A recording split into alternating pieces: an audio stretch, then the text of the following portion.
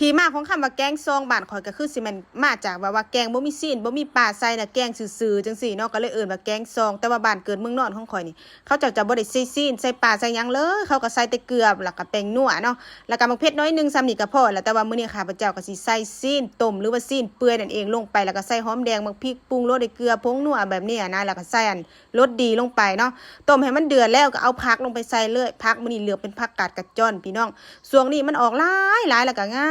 ามแห้งแต่ละยอดนี่เป็นตะกินขนาดเลยเอามาเฮ็ดแกงกินแบบนี้แบบเป็นต้นยาวๆจังซี่นะพี่น้องบ่ต้องหั่นน่ะคือแบบแซ่บแห้งเด้อผู้ใดบ่เคยเฮ็ดลองไปเฮ็ดเบิ่งเพราะว่าส่วนหลายเขาเจ้าแกงผักเขาเจ้าก็จะเด็ดแบบเป็นยอดหรือว่าเป็นอันท่อนสั้นๆออกเนาะแต่ว่าส่วนตัวข่อยนี่มันมักแบบนี้พี่น้องแกงแบบยาวๆแบบนี้เลยมันเฮ็ดคือลวกนะแต่ว่าน้ำซุปมันหรือว่าน้ำแกงมันสินัวพวกซีนพวกปลาที่เฮาใส่นะพี่น้องเอาไปกินกับข้าวเหนียวร้อนๆกับแจ่วปลาแดกหรือว่าแจ่วหยังก็ได้กับถ้วยนึงนี่คือบอกเลยว่าเลิศแฮะแกงแต่ละเทื่อนี่ก็แม่นว่าแกงเป็นกิโลแล้วข่อยก็ได้เนาะกินแท้กินหวานได้เมนูนี่ทำมาฮอดยามฤดูกาลมานี่คือแบบว่าต้องจัดหนักจัดเต็มโลด